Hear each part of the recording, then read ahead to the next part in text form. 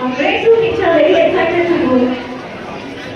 The performers on the stage are Ananya, Shivan, Ruchi, Sai Jatin, Sanesh, Luhan, Harishankar,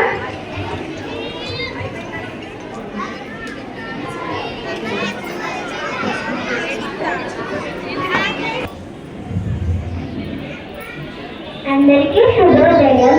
మేము రెండో తరగతి విద్యార్థులం. మేము ఈరోజు బ్రాహ్మణుల విందు భోజనం అనే కథను నాటకంగా ప్రదర్శించబోతున్నాం.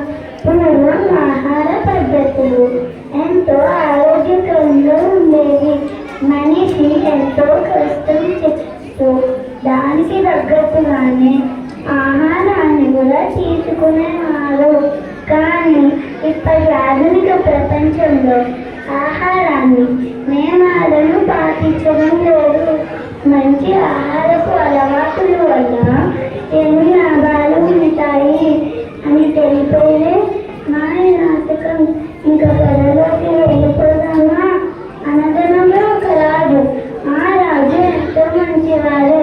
తన ప్రజలని ఎంతో మంచిగా చూసుకునేవారు. ఆ రాజ్యంలో ఎవరికి ఆకలి బాధ లేకుండా చూసుకునేవారు. అయితే ఆ రాజు ఆహార విషయంలో మాత్రం పదార్థాలను అస్సలు తినేవారు కాదు. ఆ పదార్థాలలో నెయ్యి ఒకటి. ఒకరోజు రాజు మధ్యాహ్నం తింటూ ఉన్నాడు. రాజు తినే ఆహారంలో నెయ్యి వండిన వంటకాన్ని చూసి రాజుకి ఎంతో కోపం వచ్చింది.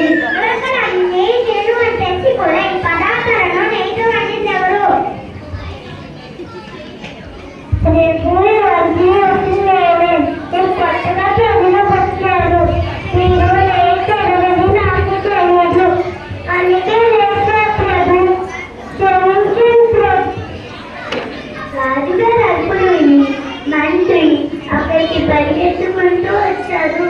అక్కడ జరిగిన దాన్ని బట్టి తెలుసుకుని రాజు రాజారు. ప్రభు, అతనేదో తెలియక చేశాడు.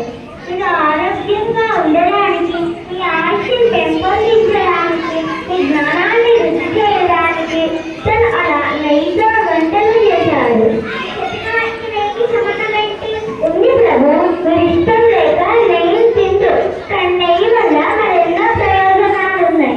నెయ్యి ఆయుష్ని పెంచుతుంది, ఇంకా ఆరోగ్య సమస్య నివారిస్తుంది. నెయ్యి జ్ఞానాన్ని అభివృద్ధి చేస్తుంది. ఇంకా నెయ్యి వల్ల మరెన్నో ప్రయోజనాలు ఉన్నాయి. నెయ్యి ఆరోగ్యాన్ని ఇస్తున్నట్టు ఒప్పుకుంటాను, కానీ జ్ఞానాన్ని అభివృద్ధి చేస్తుంది. ప్రభు, నేను జ్ఞానాన్ని వృద్ధి చేస్తుంది అని అందరికీ నిర్దక్షణమ్మన పండితుడే వారి జ్ఞాన సంపదే కదా. ఇప్పుడు మనం అనుసరిస్తున్న శాస్త్రాలు అందరిలోకి అధికంగా నెయ్యి తినేది మన బ్రాహ్మణులే. నెయ్యి తినడం వల్ల నిజంగా జ్ఞానం వృద్ధి అవుతుందా? అవును ప్రభు. ఈ అన్నం నిజమైతే నేను ఒక పరీక్ష పెట్టాలనుకుంటున్నాను. ఏం పరీక్ష ప్రభు? నెయ్యి తినడం వల్ల మన బ్రాహ్మణులు జ్ఞానవంతులయ్యారు అన్నారు కాబట్టి వారు తెలుగు ఒక చిన్న పరీక్ష. ఏం పరీక్ష ప్రభు? అయితే నాకన్నా బ్రాహ్మణులు కాకుండా రాజ్యంలో కొంతమంది బ్రాహ్మణులకు పిండి ఏర్పాటు చేయండి. అలాగే ప్రభు. అలాగే రాజు ఆజ్ఞతో మంత్రి ఆ రాజ్యంలోని కొంతమంది బ్రాహ్మణులని ఇంటి రాజుకు వచ్చింది. మంత్రి ఆహ్వానించిన బ్రాహ్మణులందరూ హాజరయ్యారు.